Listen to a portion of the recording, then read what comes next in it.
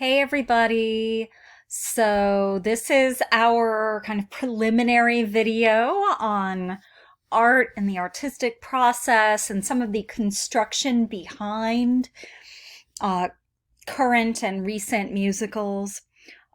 This is to help kind of set the scene for the class before we get into the historical parts, give you a sense of musicals and what some of the, I guess, unseen labor is.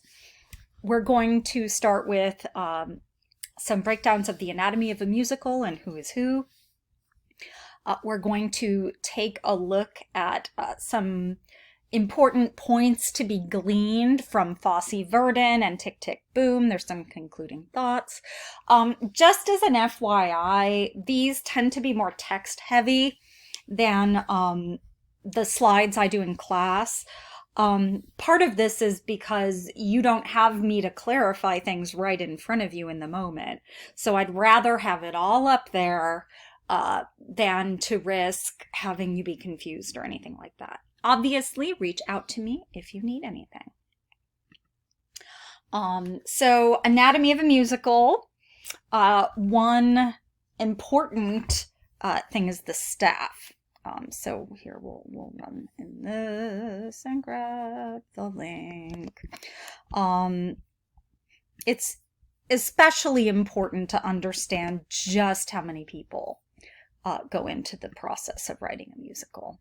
So what we have here, and this is the link that is in the slideshow if you need it. You'll see, so this is for a musical that already exists. Like, do you want to do Into the Woods tomorrow? Okay, cool. You've got your book and your music and all that stuff. You'll have a producer who's in charge of making a whole lot of creative and financial decisions. The production manager will handle kind of like the material details of the production. The director will be dealing with a lot of the creative staff, for example, the stage manager, choreographer, music director, you know, all of these people are going to be making choices. You see the actors there, you know, and this is all related to, as you see here, it says performance. Then there's design that needs to happen. You know, whether it's costumes, lighting, scenes, or sound, those are all going to need people representing them. Obviously, in a small production, you're not going to have one of everything. You know, for example, you might have someone who's good at lighting and sound, or someone who, you know, is a stage manager with experience in, you know, lighting as well. So it, you know, different productions are going to look different. There are, of course, you know, electricity, props. These will differ depending on the complexity of your production. And all of that is going to kind of start up here. You've got the producer, the director, the production manager. You know, a lot of these people down here are going to have different jobs depending on what people at the top are going to be saying and doing. So that's tech. That's to make sure everything runs smoothly in the moment. When you're in a play and you have what's called a tech rehearsal, that is when it's not about being the best actor in the world. It's about making sure all of the tech stuff goes smoothly. All the scene changes, all the lighting changes, all the sound. And you can end up pausing and slowing down just to make sure all of that stuff is right. So hopefully that helps to literally set the stage. Heyo. So yeah, so those are some of the hierarchies there. You know, a lot of people bring these things together. And so again, that assumes you're working with a play that's already been written, performed, and you've licensed it for a performance. And so the class that we're going to be, the things we're going to be talking about a lot in class, though not exclusively, are the things that happen before this point. So we have composers, lyricists, writers of the book itself, producers, book meaning like if a musical were a play, the words, but not the lyrics, I guess. Structure is important as well. And we're not going to go into absolutely everything because you're going to be reading a great big book. So we'll make sure that we leave some of it to Larry Stemple. 2 acts, usually. Part of it's practical. During interval or intermission, people buy things, and that helps to keep the theater running, just like when you go to a movie and you buy popcorn beforehand. That's the place where the theater actually gets its profits. And part of it is also because it's a live performance. You don't want people getting up and walking around during key scenes. You're an actor. You don't want to see a whole bunch of fussiness from the audience. You might get stressed out. However, and it's always good to look at this beforehand, some musicals are one-act musicals. One is Man of La Mancha, which is based on Don Quixote. It is often split up for performance, so it's not always performed as a one-act musical, but it was originally written that way. Come From Away, the more recent Canadian musical about Newfoundland after September 11th. You can see someone can write a musical about anything. Come From Away is great.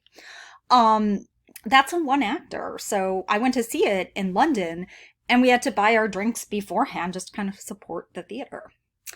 The first act is often longer than the second act. You'll notice this in some of the musicals for this class. You'll be getting through it and you're like, wait a minute, we're not even at the intermission yet.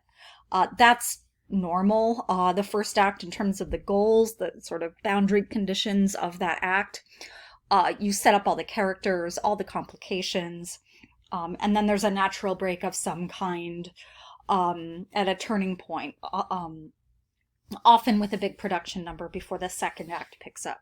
And some musicals use this break very creatively. Into the Woods, which is based on fairy tales by Stephen Sondheim, Act 1 is about the characters getting their wishes and the sort of happily ever after. And then Act 2 is, okay, what happens after happily ever after?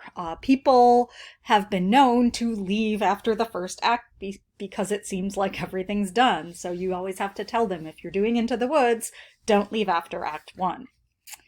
Hamilton, which is fairly famous at this point, is not, it doesn't just end at the Revolutionary War.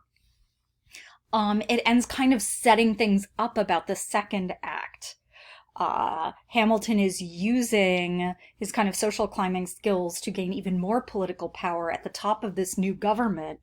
And so the second act ends up being about the struggle to stay in power. And I mean, it's not really much of a spoiler that he dies in the end, because that's pretty much all anybody knew about Alexander Hamilton before the musical. Another common element of musicals is what's called an 11 o'clock number. And this is often one of the best songs from a musical. If you're thinking about like film structure, there's always that sort of dark night of the soul moment in films and novels and other kinds of dramatic structure too. This is similar to that. And it's not always gloomy. Sometimes it's beautiful. Sometimes it's kind of witty. And here's an example of 3. And so basically it's during the build up to the big finale. It was often at 11 o'clock, especially when theaters would open at like 8:30, 8:45. By the time you get to that point, it is 11 o'clock. And everyone, hopefully gets home by midnight. Haha. So Ladies Who Lunch, Memory from Cats, Send in the Clowns from A Little Night Music. I think I have all of these on our playlist, and you can listen to them and think about that type of placement. But you don't want to end with that. You don't want to end with the saddest of things. You want to have a finale of some kind to kind of send your audience out into the night and make them think.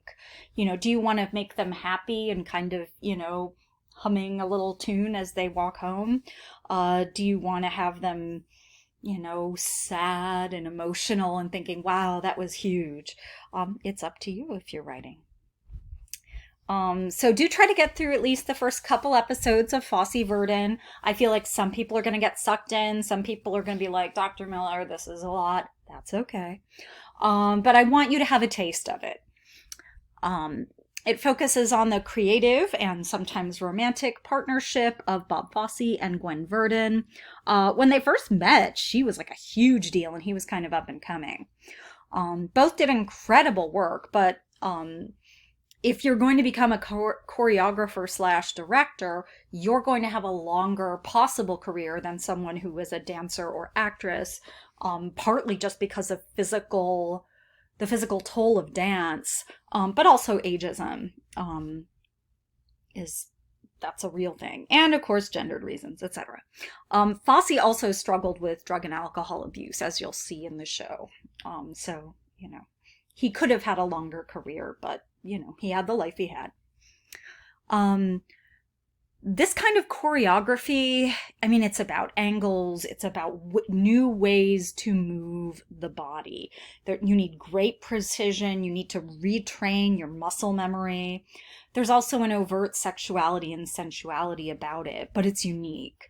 Some of the dancers who are best at it, in addition to Verdon, Ben Vereen, whom we'll see in Pippin, Liza Minnelli, whom we'll see in Cabaret, and Anne Reinking, whom I think we'll see in Chicago, I'm not sure. But, things to look for when watching. How does innovation happen? What restrictions are there to creative freedom when someone's already written something? And of course, how do personal issues intersect with work and art? And those are some links below as well. Tick, Tick, Boom. I will have some clips uploaded for you to take a look at there. And it's a story of how Jonathan Larson tried to fund his shows and make his art before he made Rent. Rent is his most famous work. And you may have already seen this because it came out last year with Andrew Garfield in it. And he was immensely talented. People knew how talented he was. Stephen Sondheim, whom you're going to hear a lot about in this class, goes to his showcase about this one particular musical. It's still really hard to get money to do something, even if you're doing everything right. And so, what do you do in the meantime before your big break, right? And some of the financial realities mean, you might have to give up on your dreams and get a full-time day job that saps your creative energy just to pay your bills. Sometimes you'll be willing to work a minimum wage job just to keep that creative energy. So there's this big conflict between what you want to do with your life and what you have to do. And in Larson's case, he died near the time that Rent premiered. So all those years of struggle, those were the years he had.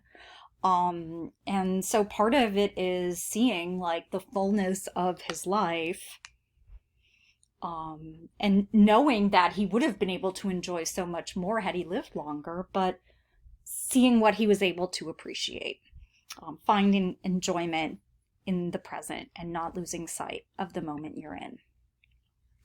Some concluding thoughts, even within rules and restrictions, the dictates of form, there's still a lot of room to innovate and make your art.